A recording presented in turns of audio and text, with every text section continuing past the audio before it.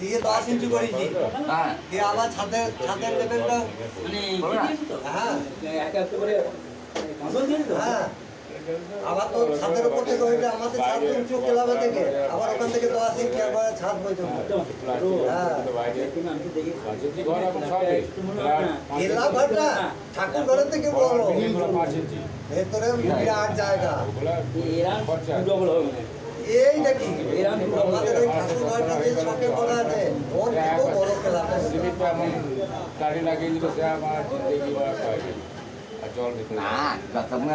কতগুলো বাড়ি বলে দিল না বেরিয়ে থেকে কোর্ট থেকে হাইকোর্ট থেকে বাড়িগুলো সব দাও ছাদ পর্যন্ত যদি নতুন ফ্ল্যাট গো নিয়ম না মেনে যদি তৈরি হয় মানে এরকম হয়ে গেছে বাড়ি।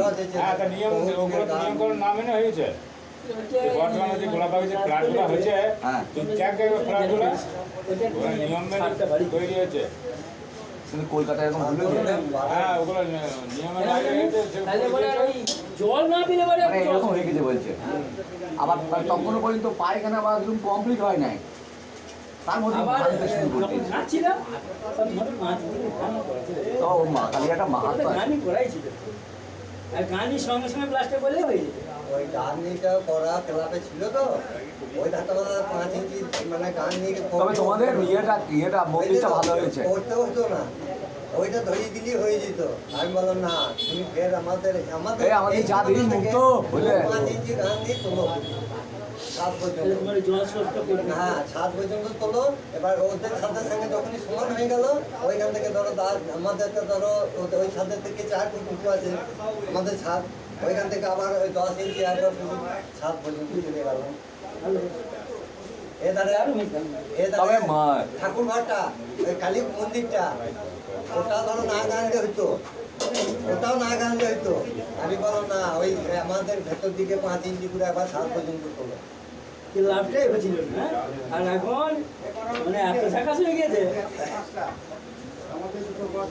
আবার ইট নিয়ে এসছি এই সামনেটা ওই দিকে যেটা আছে ওর থেকে আমাদের একটা 10 ইঞ্চি উঁচু। ওটাও তো ওরা উঁচু করবে, তার মানে আমরা যখন একাম করছি আমরা 10 ইঞ্চি উঁচু করে দেবো আমরা নিচু যখন করবে না সমতল করবে। হ্যাঁ এবার ওইটা থেকে হ্যাঁ এবার ওরা যখন আবার ভেঙে উঁচু করবে তখন ধরো ওরা উঁচু করবে। কালী মন্দির ঠাকুর আছে তো যাও তো কাটতে যা বলে তুমি জানি না জানি না তা করবো আচ্ছা করবো এর মধ্যে প্রত্যেক বছর একবার তো শুনি আবার চুপচাপ। আমাদেরকে মহন্তটাকে একটা দেশ এবার করে আমরা দেখছি আমরা করছি করবো তাহলে আমাদের ওর থেকে 10 ইঞ্চি তুলে দিয়ে করবো বুঝলে তো। ওই মেঝেটা থেকে এই মেঝেটা 10 ইঞ্চি তুলে দেবো। এবার ওরা পরিবর্তে গেলে যদি মন্দিরটা মনে করে আমরা ভেঙে আবার উঁচু করে করবো তাহলে ওরা 10 ইঞ্চি মেঝেটা তখন তুলবে তখন সমান হবে। নাহলে আমরা যদি ওই সমান করে দিই না তখন আমাদের যেভাবে রাস্তা উঁচু হচ্ছে যত যাই মেঝে করুক 30-40 বছর পরে সব আর জল বেরোবে না। আমাদের দুর্গা মন্দিরটা আমরা যা করেছি এখন ও মোটামুটি এখন 50 বছর ও এখন ওই মেঝে ডুবাইতে গেলে এখন 100 বছর পর আমরা দারুণ করেছি। বুঝলে আমাদের গাঁ গিয়েছো? আমাদের গ্রামে তো আমি গেছি তো দেখো লাস্ট কবে গিয়েছো? এই যে 24 করে সেদিন লাস্ট। আমাদের মোড়ক তলাটা দেখেছো? হ্যাঁ ওই দিনু মাস্টার বাড়ির হ্যাঁ সামনে হ্যাঁ বলো না কেমন হাইট হয়েছে? ওটা ভালো তো আগেকার হাইট না এটা ভেঙে আবার করে তো। আরে তুমি কি দেখো না করে তো আর দেখো না তাহলে আমি তাড়াতাড়ির ওপর চলে গেলাম তো ওটা ভালো করে হাইটেরই তো দরকার। মন্দির যেখানেই করবে বাড়ি এবং মন্দির রাস্তা ধারে করবে তোমার হাইটের দরকার। তোমাদের মতনই হাইটের দরকার, বাড়ি করো আর মন্দিরই করো এখন বর্তমান। এই আমাদের এই বকুলতলার কাছে পুরোনো ঘরগুলো তখন ধরো 3টি করে 4টি করে পয়টি ছিল রাস্তা থেকে ওই বটুখানা ওঠার জন্য। আর এখন আর এতটা খালি হয় করলো কি জানো তো তোমাদের এই শীত গেলাটা পয়সা খরচ করলো সব করলো কিন্তু কাজ জোগাড়ি এটা বাদ দিল। দেখালোটা করতে পারি এটা বহু পয়সা করে নষ্ট করেছে মনের মনসতলটা ভালো কমপ্লিট যতদিন না হয়েছে ভালো ওটা ভালো আমাদের গ্রামের মধ্যে ফার্স্ট মন্দির এই এরিয়ার মধ্যে ভালো এরিয়ার মধ্যে এখন কলেজ গ্রামে মন্দির বিখ্যাত করেছে না ওগুলো তো আমি ধরছি মানে আমাদের ওই পাড়ার মধ্যে মনসতলটা যদি ওরা পুরো ফিটিং করতে পারে তখন দেরিও লাগবে অনেক মন্দির যা দেখলাম আচ্ছা, বুঝতে পারছি। মন্দির যা দেখলাম লোকালের মধ্যে গীত গ্রামের মন্দির খুব পুরনো মন্দির কিন্তু ভালো। ওটা কি মন্দির মৎস্য মন্দির কোনটা? মন্দির গ্রামটা হর হর মহাদেব।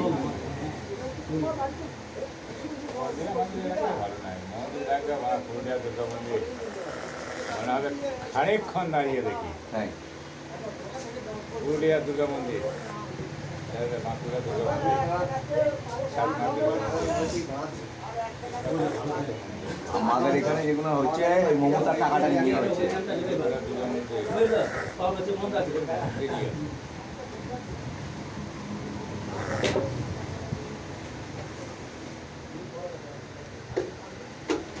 পুরুলিয়ার দুর্গা মন্দিরে শিব যত লীলা করেছে মহাদেব যত লীলা করেছে এসব আঁকা আছে। সব আছে আরে ওটা কোথায় রে পুরুলিয়ায় পুরুলিয়া হ্যাঁ